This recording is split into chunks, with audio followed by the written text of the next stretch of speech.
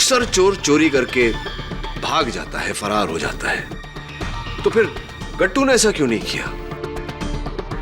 वो अपने घर जाकर चोरी की रकम बिस्तर पर फैलाकर दरवाजे खिड़कियां खोलकर क्यों बैठा था? उसकी बेवकूफी थी या चालाकी, ताकि पुलिस तुम्हें पकड़े और तुम अदालत में दक्षाबेन के खिलाफ गवाही दो।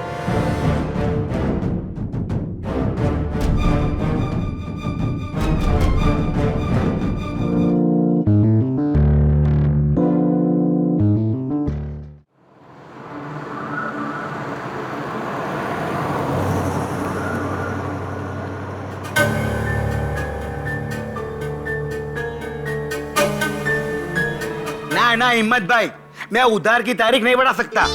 अरे तारीख बढ़ेगी तो ब्याज बढ़ा के आपको देना पड़ेगा। हाँ क्या? अरे भाई तुम्हारी मुसीबत की वजह से मैं मुसीबत में क्यों आऊं बताओ मेरे को सोमवार तक पैसा चाहिए बस। हाँ बहुत भूख लगी है भाई। क्या रे निर्मेश, हैं? कब से तेरा इंतजार कर रहा हूं मालूम है क्या? हैं? और आजकल ये डब्बा लेट क्यों लेके आ रहा है? करूं क्या? दक्षाबेन को तेरी कंप्लेन करूं क्या? अरे नहीं सेठ जी, वो क्या हो गया ने कि रास्ते में ट्रैफिक बहुत जाम हो गया था। हाँ। तो उसके वजह से ना मैं थोड़ा अटक गया। हाँ ठीक है, रख डब्बा। ये लो सेठ जी। हाँ। पर सेठ जी, हाँ। खाना एकदम गरम है। हो कब से भूख लगी है मालूम है तेरे को?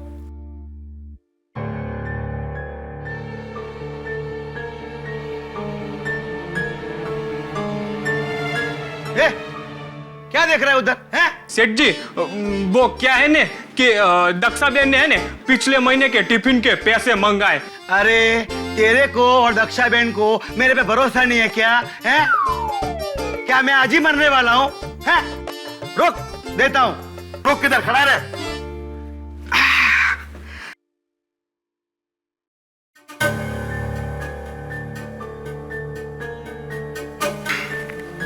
ये ले पैसा, दे देना दक्षाबेन को, जा।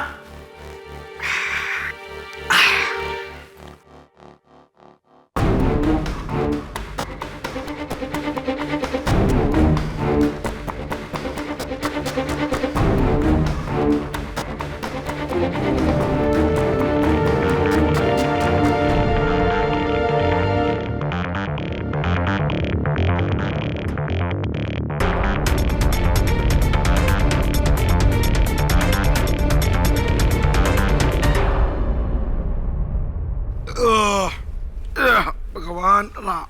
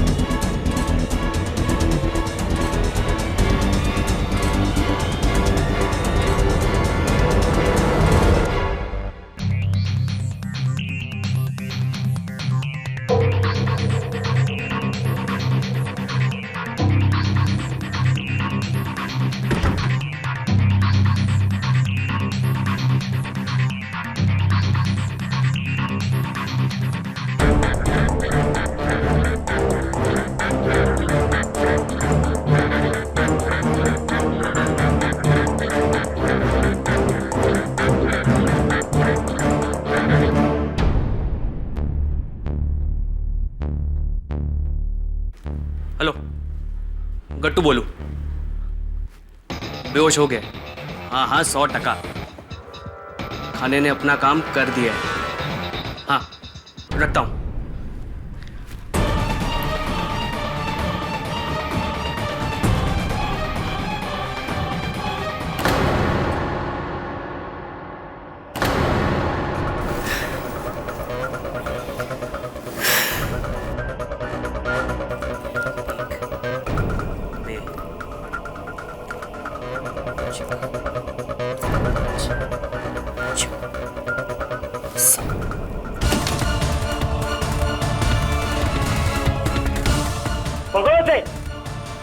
अरे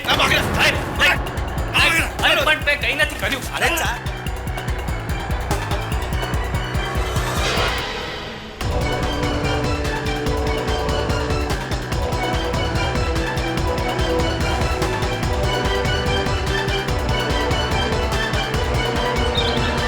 और ये देखिए मेरे लॉ स्कूल की फोटोज।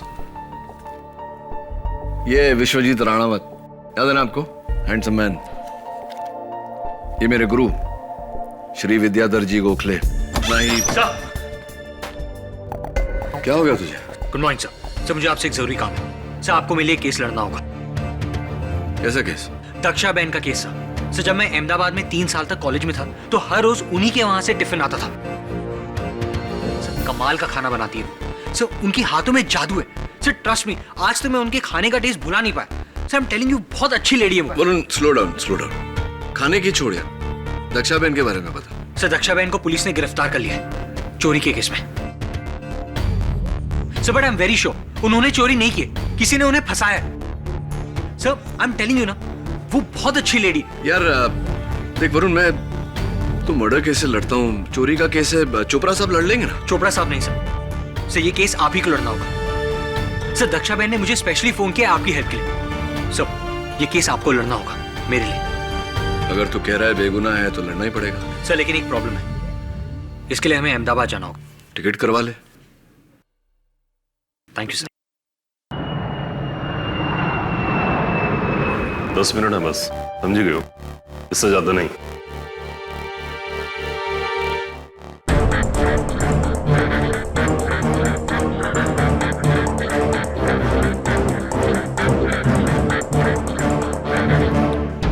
दक्षाबेन, जय श्री कृष्ण। मैं केडी पाठक। खेड़ी बहन, जय श्री कृष्ण। आपको कौन नहीं जानता, पूरे गुजरात में आपके नाम का डंका है।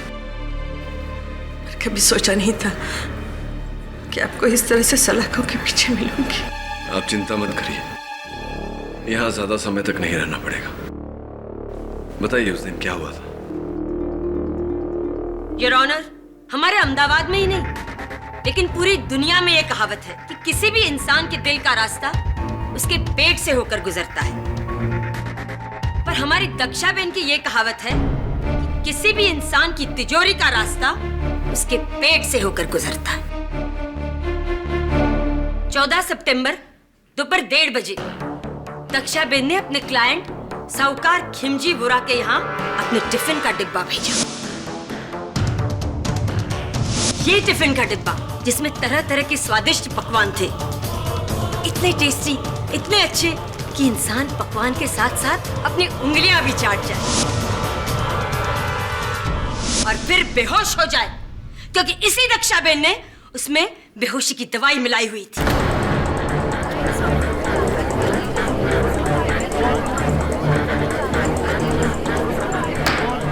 Silence in the court, please. ये रही उस बचे हुए खाने की फॉरेंसिक रिपोर्ट।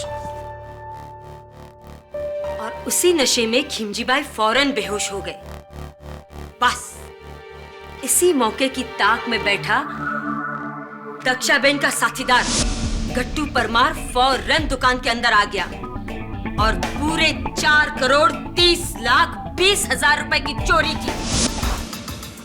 खिमजी वोरा की पूरी जमा पूंजी। खिमजी भाई वोरा इस अदालत में क्यों नहीं आए? योर ऑनर, वो आईसीयू में है। उनकी दोनों किडनियां कमजोर हो गई हैं। दक्षाबेन ने अपने खाने में जो सेडेटिव्स मिलाकर उन्हें दिए थे, उससे उनकी दोनों किडनियों को काफी नुकसान पहुंचा है। He is critical. जज साहब, मैं कुछ नहीं जानती, मुझे कुछ नहीं मालूम। 4 पुश्तों से हम खाना बनाकर लोगों का पेट भर रहे हैं। आज तक कभी किसी ने कोई शिकायत नहीं की। अपने अन्न पर गर्व है मुझे। और क्या आपको लगता है कि मैं अपने ही खाने में जहर या नशे की दवाई मिलाकर किसी को इस तरह से? नहीं जज साहब, इस तरह अपने अन्न का अपमान करके मैं किसी की हद नहीं, ये मेरे संस्कार नहीं है जज साहब। दक्षाबेन, आपके संस्कार क्या हैं, क्या नहीं है, भाई ये तो हम नहीं जानते। पर आप मेरा विश्वास कीजिए कि एक बात तो मैं अच्छे से जानती हूँ कि फिलहाल आप जो कुछ भी बोल रही हैं वो सरासर झूठ बोल रही हैं। और रहा सवाल आपके संस्कारों का, ये तो हमारे गवाहों से पता हमें चल ही जाएगा, है ना? जज साहब, मेरा पहला गवाह है रंगे हाथों चोरी करते हुए पकड़ा गया चोर गट्टू परमार।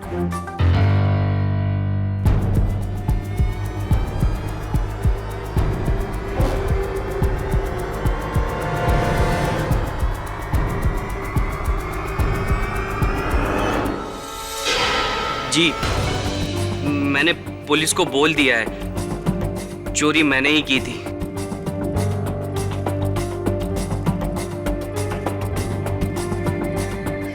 वाह गट्टू वाह, शाबाश। ये कहकर तुमने अदालत की बहुत बड़ी मदद की है, पर हमारी एक छोटी सी प्रॉब्लम और है, उसे भी सॉल्व कर दो। खिमजी बाई के घर से कुल 4,30,20,000 रुपए चोरी हुए थे, पर तुम्हारे घर से तो उसकी आधी रकम ही बरामद हुई है ना? बाकी नहीं। बाकी रकम मैंने उसको दी थी जिसने मुझे चोरी करने वहां भेजा था, मेरा भागीदार। तुम्हारा भागीदार है ना? कौन? दक्षा बेन।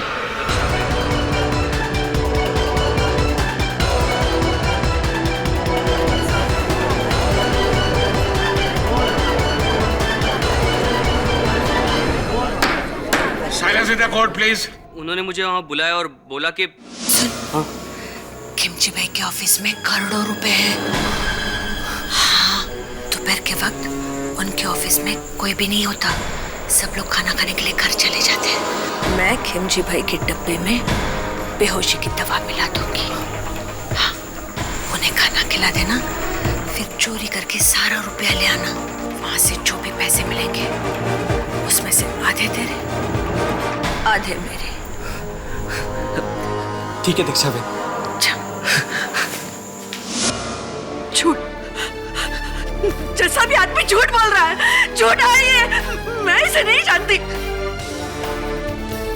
मैंने इसे पहले कभी नहीं देखा, और ना ही इसने मुझे देखा है। ये मुझे फंसा रहा है जज साहब, ये मुझे फंसा रहा है, ये झूठ बोल रहा है। मैं अपने माँ की कसम खा के कह रही हूँ, ये झूठ बोल रहा है। इसने मुझे कभी कोई पैसे नहीं दिए, कभी नहीं। दक्षा बेन, ये अंबे माता का ही प्रकोप है, क्योंकि आपने उनकी झूठी कसम खाई, और इस बात के मेरे पास गवाह हैं। एक नहीं, पर त्रण। हाँ, मैंने इस आदमी को 2 हफ्ते पहले दक्षाबेन के घर से निकलते देखा था।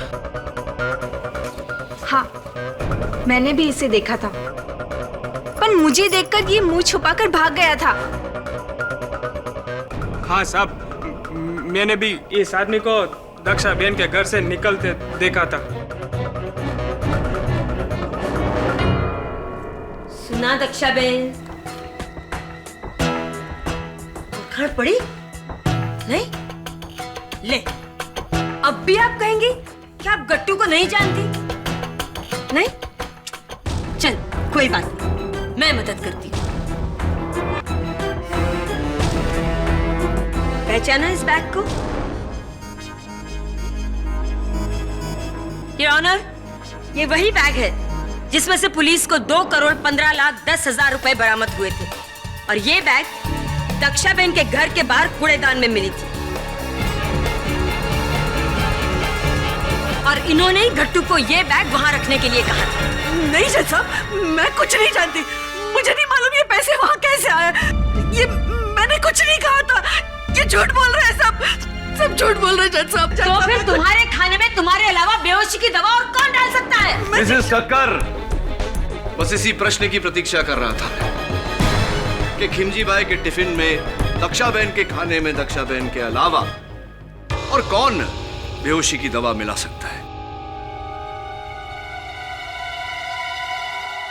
योर ऑनर, दक्षाबेन अपने 4 पुश्तों की कमाई हुई प्रतिष्ठा और इज्जत चंद रुपयों के लिए दांव पर लगा दे, यह संभव नहीं है। बड़ी साफ बात है कि खिमजी बाई के टिफिन में बेहोशी की दवा दक्षाबेन ने नहीं, किसी और ने डाली थी। किसी और ने?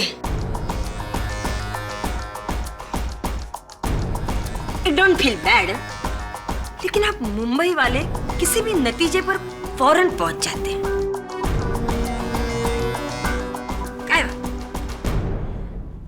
दक्षाबेन, मैं चाहूंगी कि आप अदालत को अपने पूरे दिन का रूटीन बताएं, डिटेल में, ताकि हम हमारे मेहमान मुंबई से आए हुए मेरे दोस्त केडी भाई ये जान सके कि ये काम किया किसने है ना? हाँ है। बोलिए। जी, जैसा मैं रोज सुबह 5 बजे उठ के स्नान करके भगवान की पूजा करके रसोई में जाती हूँ। फिर मैं दाल, अनाज और तरकारी साफ कर लेती हूँ। तब तक 6 बज जाते हैं।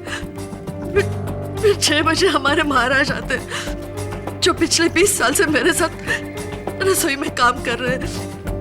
फिर हम दोनों मिलकर सारा खाना बना लेते हैं।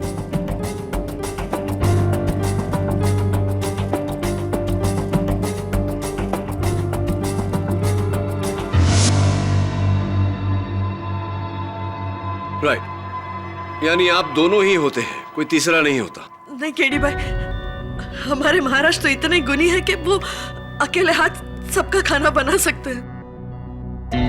फिर 10 बजे तक सारा खाना बन जाता है, दाल, चावल, सब्जी और मीठा।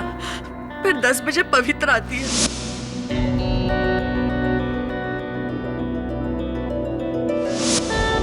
पवित्रा बहन? जी, पवित्रा सारे डब्बे साफ करके मुझे देती है और फिर मैं उन डब्बों को चेक करके मैं, महाराज और पवित्रा डब्बों में खाना भरते हैं।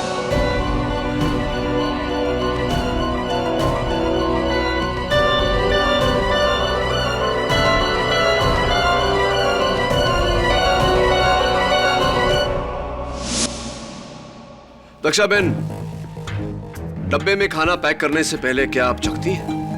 हाँ हाँ केडी भाई, हमेशा।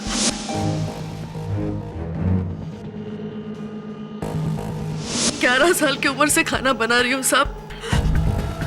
अगर खाने में थोड़ा सा नमक कम या ज्यादा भी हो जाए ना तो मैं सूंघ के बता सकती हूँ। और उस दिन आपको ऐसा कुछ नहीं लगा? खाना बिल्कुल ठीक था? हाँ, मैंने खाना चख के देखा था।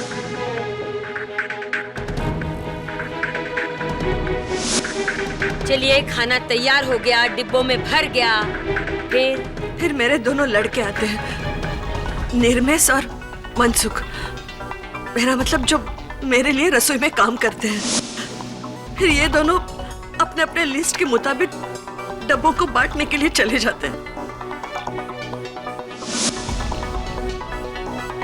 मतलब ए से लेकर जेड तक, खाना बनाने की क्रिया से लेकर उसे डिब्बे में भरकर भेजने की क्रिया तक, हर काम आपकी नजर के सामने होता है ना?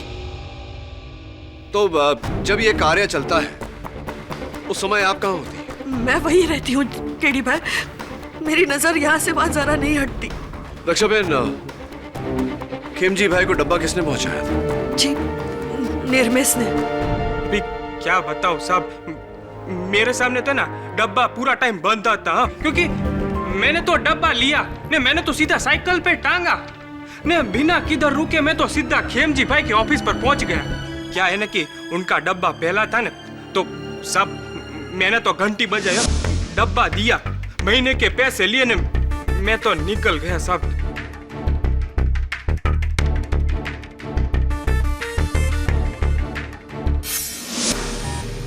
तो उस समय खेमजी भाई के साथ उनके दफ्तर में कोई था? नहीं साहब, वो तो अकेले थे, पर और तो और साहब, उन्होंने है ना मेरे सामने डब्बा खोला और खाना शुरू कर दिया। हैं? किसी और को उसमें कुछ भी मिलाने की गुंजाइश थी ही नहीं, है? Brilliant observation Mrs Thakkar, thank you very much. तो आम तौर पर डब्बा लेकर खिमजी भाई के ऑफिस कितने बजे पहुंचते थे आप? यही 1 बजे। लेकिन उस दिन तो आप 1:20 पे पहुंचे थे, ये 20 मिनट लेट क्यों हो गए?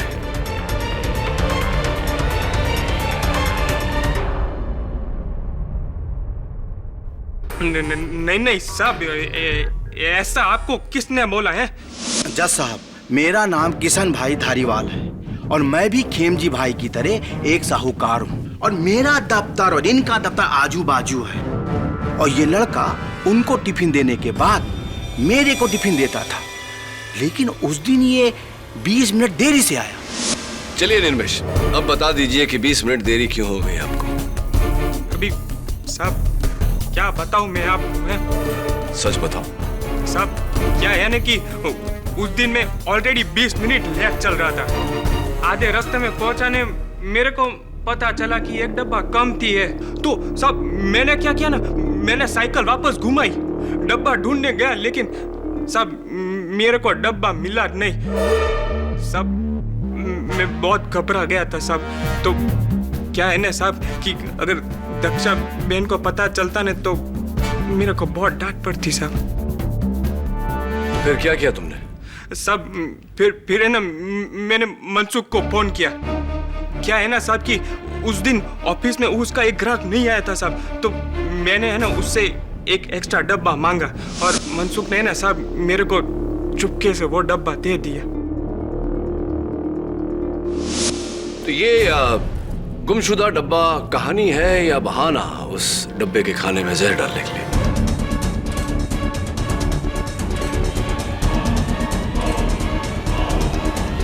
नहीं साहब, मैंने ऐसा कुछ भी नहीं किया। एक और बात निर्मेश, गट्टू का कहना है कि जब वो ऑफिस में चोरी करने घुसा तो ऑफिस का दरवाजा खुला था। कहीं ऐसा तो नहीं कि तुमने जानबूझकर उस दरवाजे को खींचकर बंद नहीं किया क्योंकि तुम चाहते थे कि वो दरवाजा गट्टू के लिए खुला रहे? कहीं तुम गट्टू के पार्टनर तो नहीं? नहीं साहब, वो क्या है ना कि दरवाजा भूल से मेरे से खुला रह गया होगा। दक्षा बहन, केडी भाई, निर्मेश ऐसा नहीं कर सकता। वो सालों से मेरे साथ है, वो तो मेरे बेटे जैसा है। वो बहुत भोला है केडी भाई, वो ऐसा नहीं कर सकता। और तो और साहब, अगर आपको है ना डब्बे के बारे में यकीन ना आता हो ना तो आप मनसुख से खातिरी कर लीजिए। हाँ जी, उस दिन निर्मेश को एक्स्ट्रा डब्बा मैंने ही दिया था। तो मनसुख भाई, कहीं ऐसा तो नहीं कि जो डब्बा आपने निर्मेश को दिया वही डब्बा निर्मेश ने खिमजी भाई को दिया? कहीं ऐसा तो नहीं कि आपने ही बेहोशी की दवा उस डब्बे में मिलाई और आपने ही कट्टू को वहां चोरी करने भेजा? आप ही कट्टू के पार्टनर थे, हो सकता है? हाँ, नहीं, दक्षा बहन। नहीं केडी भाई, मनसुख मेरे भावज का बेटा है। वो भला ऐसा क्यों करेगा? वो ऐसा नहीं कर सकता। केडी भाई, आपकी मुवक्किल खुद आपके सस्पेक्ट को निर्दोष का सर्टिफिकेट दे रही है। अब आप क्या करेंगे? प्रोसिक्यूटर साहिबा, मैं सोच रहा हूं कि गट्टू चोर को कटघरे में बुलाओ। क्या ख्याल है आपका? तो गट्टू जी, दोपहर के 1:30 बजे आपने चोरी की और उसी दिन शाम के 5 बजे पुलिस ने तुम्हें धर लिया। इतनी जल्दी पुलिस तुम तक पहुंच कैसे गई? 1 मिनट केडी भाई, अगर आप ये कहना चाहते हैं कि तेजी और चपलता सिर्फ आपकी मुंबई की पुलिस में है ना, हमारे अहमदाबाद की पुलिस भी कुछ कम नहीं। खिमजी भाई के ऑफिस में गट्टू से ये संजीवनी हर्बल दवाखाने में बनी ये जड़ी बूटी का पैकेट गिर गया था। बस सिर्फ इस एक सबूत के सहारे हमारी पुलिस ने गट्टू को ढूंढ निकाला। क्या बात है मिसेस ठक्कर, क्या बात है? संजीवनी हर्बल दवाखाना, ये तो बालों को झड़ने से रोकने की दवा है। तुम्हारे बाल तो अच्छे खासे हैं, तुम्हें इसकी जरूरत कैसे पड़ गई?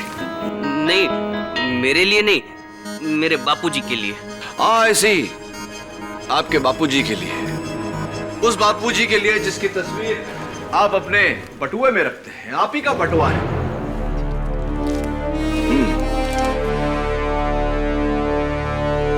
बड़े हैंडसम है आपके बापूजी।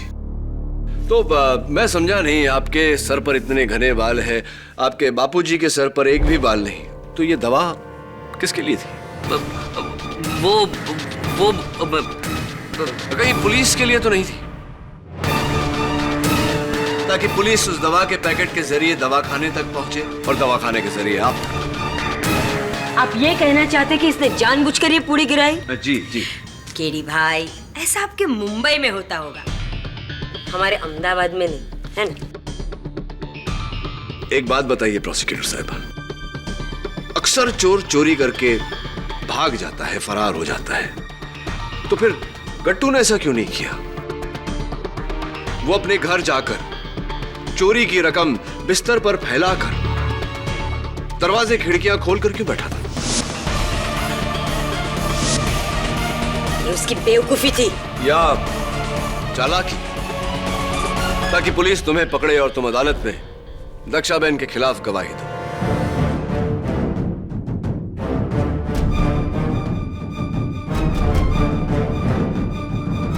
Your honour,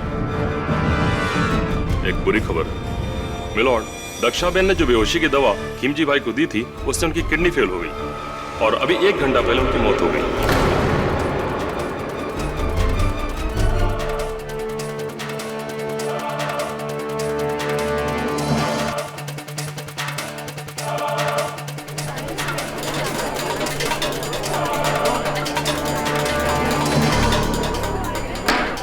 silence in the court please. Dakshaben, ये क्या कर दिया तुमने? कुछ पैसों के लिए आपने एक आदमी की हत्या कर दी। तो आप पर सिर्फ चोरी का इल्जाम था। आप एक खूनी है आप।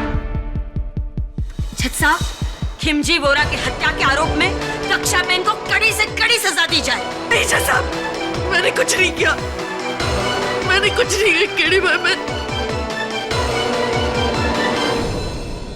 खिमजी भाई की दुखद मौत ने इस केस को बड़ा ही गंभीर मोड़ दिया है। जिस तरह के हालात दिख रहे हैं, मैं ये सोचने पर मजबूर हो गया हूँ कि क्या यह पूरा षड्यंत्र सिर्फ पैसों की चोरी के लिए किया गया था या खिमजी भाई की मौत के लिए।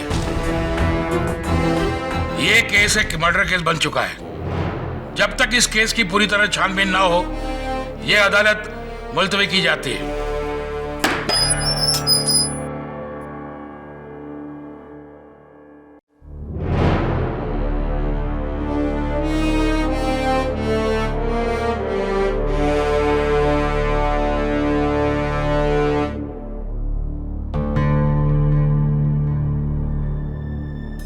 लगता है खिमजी भाई की मृत्यु की खबर सुनकर तुम्हारी भूख भी मर गई। मैं जानता हूं कि तुम जानते हो दक्षाबेन सच बोल रही है, यानी कि मैं जानता हूं कि तुम झूठ बोल रहे हो। ये नहीं जानता कि क्यों झूठ बोल रहे हो, क्यों दक्षाबेन को फंसा रहे हो, किसके कहने पर? योजना के अनुसार चोरी की आधी रकम तुमने दक्षाबेन के घर के बाहर कचरे के डिब्बे में डाला, उसके बाद अपने आप को पुलिस को पकड़वा दिया।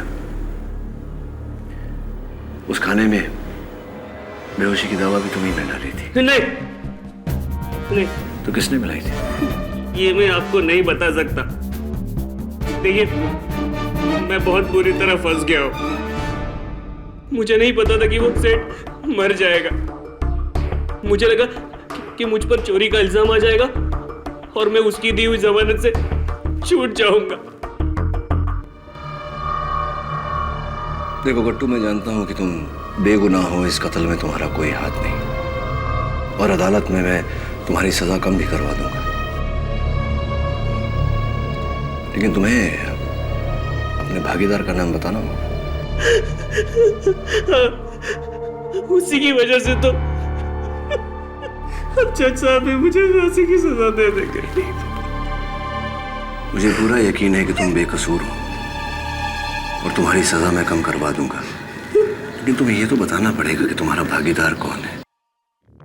ये क्या हो रहा है केडी भाई?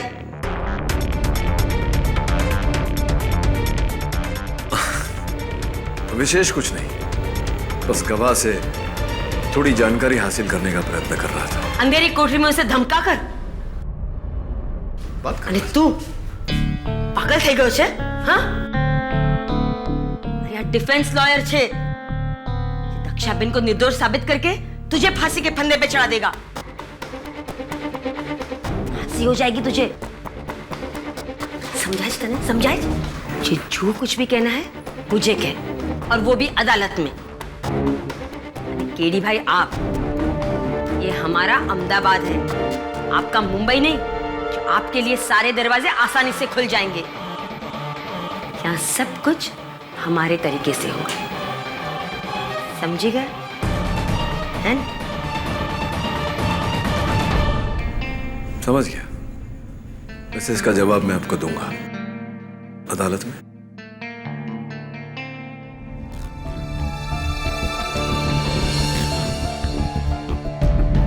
सर, बोल। सर ये रहा टिफिन, दक्षा बहन के घर से ही लाया हूं। और उस दिन ऐसा ही टिफिन खिमजी भाई के यहां भी गया था। और सर ये दक्षा बहन की रेसिपी की किताब जो आपने मंगवाई थी। पर आप इस किताब का क्या करेंगे? ऊंधियों की रेसिपी देखना चाहता हूँ। बैंगन, आलू, सूरन, असली घी कहीं पर भी नहीं, और दाल ढोकली।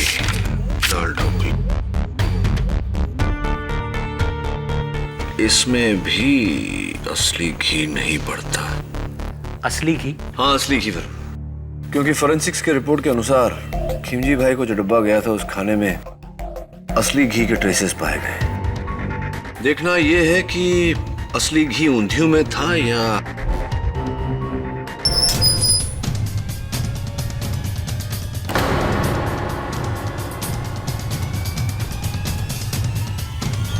मिलॉर्ड, गट्टू ने अपनी शर्ट से छत पर लगे हुक पर लटक कर खुद को फांसी दे दी।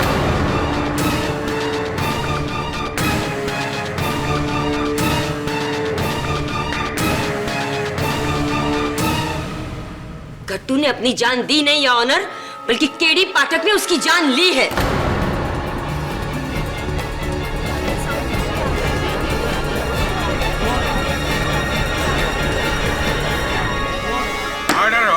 आई object your honour. Your honour, कल रात लॉकअप में केडी पाठक ये आखिरी इंसान थे जो गट्टू से मिले थे। इन्होंने उसे धमकी दी थी कि अगर वो अदालत में दिया गया दक्षाबेन के खिलाफ उसका बयान वापस नहीं लेगा तो वो दक्षाबेन को निर्दोष साबित करके गट्टू को फांसी के फंदे पर चढ़ा देंगे। बस इसी डर से गट्टू ने आत्महत्या की। गट्टू को फांसी की धमकी आपने दी थी, मैं तो उसे समझाने गया था। केडी भाई, अब मुंबई वाले हम अहमदाबाद वालों को नादान समझते हैं। खूब जानती हूँ मैं डिफेंस के ये हथकंडे। मिस ठक्कर, आपके पास कोई सबूत है कि केडी पाठक ने गट्टू को फांसी की धमकी दी थी?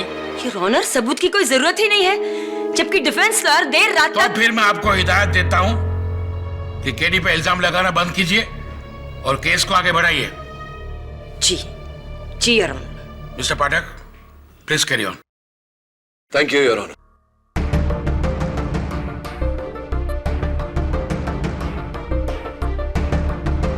योर ऑनर, ये हूबहू वैसा ही टिफिन है जैसा उस दिन खिमजी भाई के दफ्तर में भेजा गया था। इसमें खाना भी बिल्कुल वैसा ही है जो उस दिन था। ऊपर के डब्बे में रोटी और मीठा, दूसरे डब्बे में चावल, तीसरे डब्बे में ऊंधियों और आखिरी में दाल ढोकली। दक्षाबेन, उस दिन भी खाने का यही क्रम था ना? हाँ केडी भाई, मीठा और सूखा ऊपर के डब्बे में होता है, गरम और पतली सब्जियां नीचे वाले डब्बे में। आपको डब्बा पैक करना तो आ गया मिस्टर पाठक, अब क्या हमें खाना खिलाने का इरादा है? योर ऑनर, फोरेंसिक्स के मुताबिक बेहोशी की दवा आखिर के 3 डब्बों में पाई गई, यानी कि चावल में, ऊंधियों में और दाल ढोकली में। रोटी और मीठे में बेहोशी की दवा की कोई ट्रेसेस नहीं मिली। तो व्हाट्स द प्रॉब्लम? दक्षाबेन अच्छी तरह जानती थी कि खिमजी बाई को मारने के लिए कितनी दवा काफी है ना? दक्षाबेन, मुझे यह बताइए कि आप जब खाना बनाती हैं तो क्या उसमें असली घी का इस्तेमाल करती हैं? नहीं केडी भाई, असली घी सिर्फ रोटियां और मीठे में डलता है, बाकी के खानों में असली घी नहीं डालते। असली घी भारी होता है और सबकी सेहत के लिए ठीक भी नहीं होता। बाकी खाने में असली घी नहीं डलता योर ऑनर। अगर तक्षा बहन अपने खाने में असली घी नहीं डालती तो सोचने वाली बात यह है कि फोरेंसिक्स को उस खाने में से असली घी के ट्रेसेस कैसे मिले। असली घी?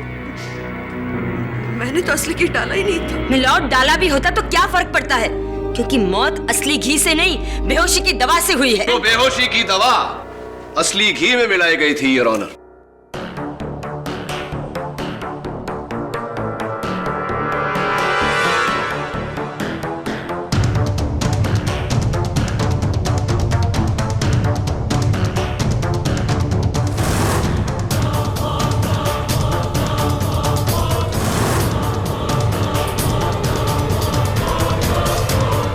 योर ऑनर, इस घी को खिमजी बाई के टिफिन के ढक्कनों पर इस तरह लगाया गया।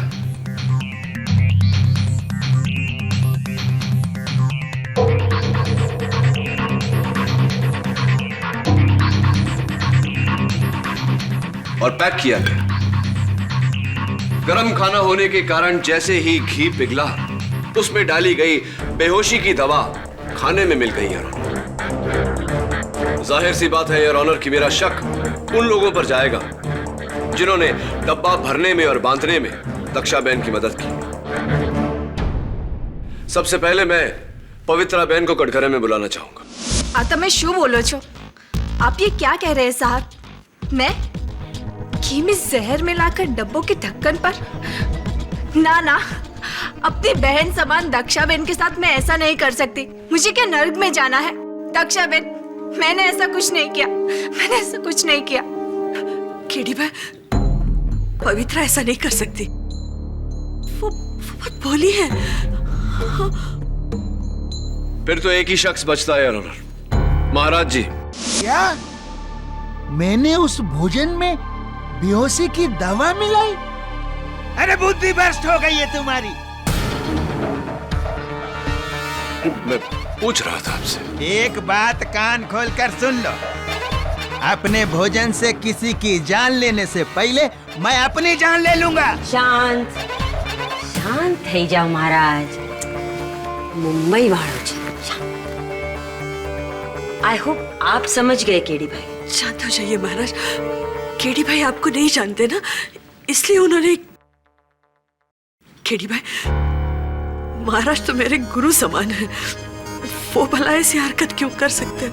वो ऐसा नहीं कर सकते। दक्षा बहन, अगर सभी निर्दोष हैं, तो उस खाने में बेहोशी की दवा क्या आप? अपनी बात पूरी कीजिए मिस्टर पाठक।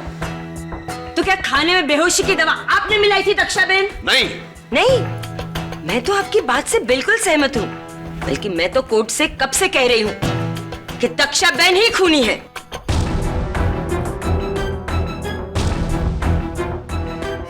मिस्टर पाठक, आपने जो डब्बे के ढक्कनों पर लगे घी की दलील दी है, उससे काफी हद तक मैं सहमत हूं। इस डब्बे को फोरेंसिक भेजा जाए और ढक्कनों की पूरी तरह जांच की जाए। लेकिन केडी, गट्टू की मौत के बाद तुम्हारे लिए मुश्किल हो गया है यह साबित करना कि तक्षाबेन के अलावा कोई दूसरा उसका भागीदार था।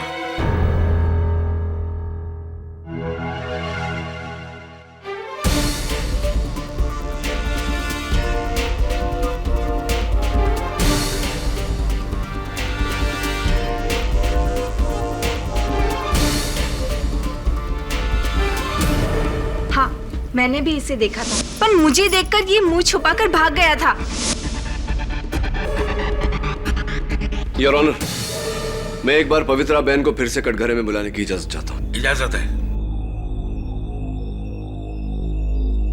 क्या बात है पवित्रा बहन, आपको देखकर लग रहा है कि आज आपकी तबीयत कुछ नासाज है और आपकी आंखें जता रही हैं कि आप रात भर रोई हैं। सब ठीक है ना? जी, मैं क्यों रोने लगी? वो तो मुझे थोड़ा बुखार है। वो ऐसी बुखार है? ऐसा कैसा बुखार? एक सुहागन जिसका रोजमर्रा का श्रृंगार है मंगलसूत्र पहनना, सिंदूर लगाना, वो भूल गई हैं आप? ऐसा कैसा बुखार? जी, वो तो मैं जल्दी में थी ना, इसलिए सिंदूर और मंगलसूत्र दोनों भूल गई। वैसे आपके पति तो ठीक है ना? हाँ, बिल्कुल। क्या नाम है उनका? नरेश कुमार। नरेश कुमार क्या करते हैं वो, क्या व्यवसाय है उनका?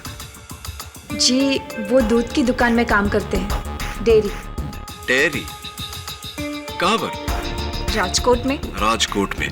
तो उनकी डेयरी का नंबर तो होगा ना आपके पास? जी बिल्कुल। जरा बताइए। 0261 2854 2854 524। नंबर तो मैंने लगाया है, मुझे पूरा यकीन है और ऑनर की ये नंबर नहीं लगेगा। जी शायद वो नंबर खराब होगा। नंबर खराब नहीं, एसटीडी कोड गलत है। 0261 सूरत का कोड है, राजकोट का कोड 0281 है।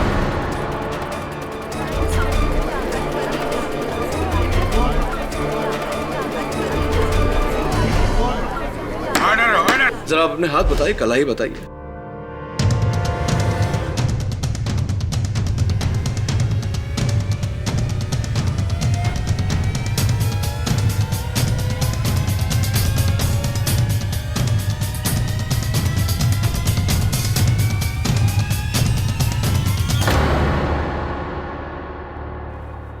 आपके हाथों में कांच की चूड़ियां पहनती थी आप, वो भी तोड़ दिया आपने, और टूटे हुए कांच की चूड़ियों के निशान हैं आपके हाथों पर। माफी चाहता हूं, प्रश्न थोड़ा कड़वा है लेकिन पूछना पड़ेगा। आपके पति का निधन हो गया क्या?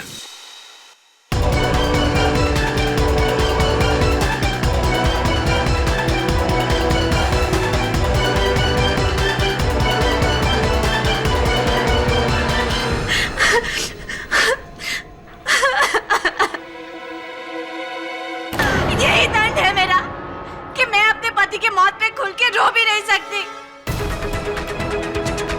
लेकिन वो मरा, मेरी वजह से वो मरा। हाँ मेरी वजह से वो मरा, क्योंकि मैंने उसे कहा था किमजी भाई के ऑफिस जाकर चोरी करने के लिए।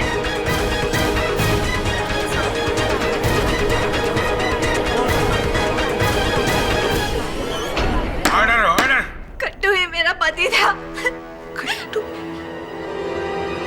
हाँ, इसीलिए सारे गवाह कह रहे थे कि उन्होंने गट्टू को दक्षा बहन के घर के बाहर देखा, क्योंकि वो आपसे मिलने आता था। पवित्रा बहन, अदालत को यह भी बता दीजिए कि खिमजी बाई के टिफिन के ढक्कनों पर बेहोशी की दवा वाला घी आप ही ने लगाया था। दरअसल मुझे पता था कि किमजी भाई का डब्बा कौन सा है, इसीलिए मैंने घी में बेहोशी की दवा मिलाई और घी को उस डब्बे के ढक्कनों पे लगाया।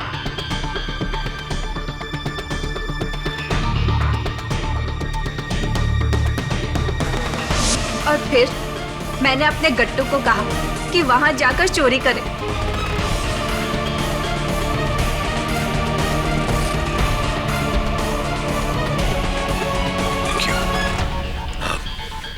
एक आखिरी प्रश्न। 4,30,20,000 बहुत बड़ी रकम होती है। ये रकम लेकर आप लोग फरार हो सकते थे, लेकिन ऐसा क्यों नहीं किया आपने? गट्टू को क्यों पकड़वाया और उसके जरिए दक्षा बहन को क्यों फंसाया? क्योंकि हम दोनों को ऐसा बोला था करने के लिए। प्लान हमारा नहीं था। उसने हमें बोला कि किमजी भाई को बेहोश करो और चोरी करो। इसके बदले में वो मेरे गट्टू की जमानत देकर हम दोनों को अलग से 25 लाख देगा, जामनगर में जमीन, और गट्टू को एक अलग से एसटीडी की दुकान खोल के देगा। बस हमने इसी लालच में आकर ये सब किया। पवित्रा बहन, अदालत को बताइए कि ये लालच आपको किसने दी थी?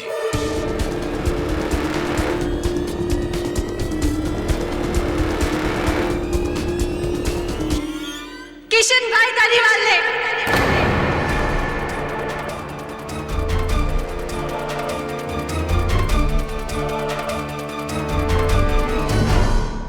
कहाँ भाग कर जा रहा है? जज साहब, खेमजी भाई की वजह से मेरी साहूकारी का धंधा चौपट हो रहा था और उन्होंने मेरे सारे ग्राहकों को हथिया लिया था। इससे पहले कि मैं बर्बाद होता, मैंने उन्हें मारने का प्लान बना डाला। जज साहब, मुझे पता था कि उनके गुर्दे कमजोर हैं और बेहोशी की दवा का जरा सा ओवरडोज उन्हें मार देगा। और इसीलिए पवित्रा और गड्डू को चोरी का लालच दिया ताकि वो अनजाने में खेमजी भाई का खून कर सके।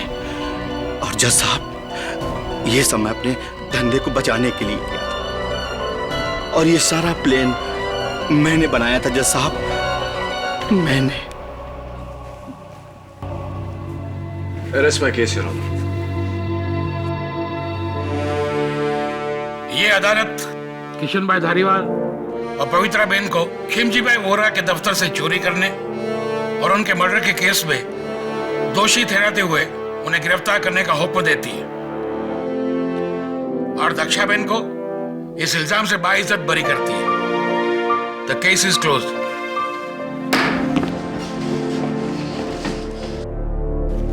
Thank you. दक्षा बहन, मैंने कहा था ना आपसे, आपको कुछ नहीं होगा। भगवान तारू भलो करे। धन्यवाद बेटा। अरे धन्यवाद मुझे नहीं, इन्हें कहिए। खेड़ी भाई, धन्यवाद। अरे अरे छोड़ के चल। जय श्री कृष्ण। जय श्री कृष्ण। अरे मिसेस टक्कर, इस केस के शुरुआत से आप कह रही हैं कि मेरा मुंबई और आपका अहमदाबाद। वैसे अहमदाबाद जितना आपका है उतना मेरा, और जितना मेरा मुंबई है उतना आपका। और इस केस में अगर हमारा कुछ है तो वो है हमारा हिंदुस्तान। बोलिए जय हिंद। जय हिंद। बोलिए जय हिंद।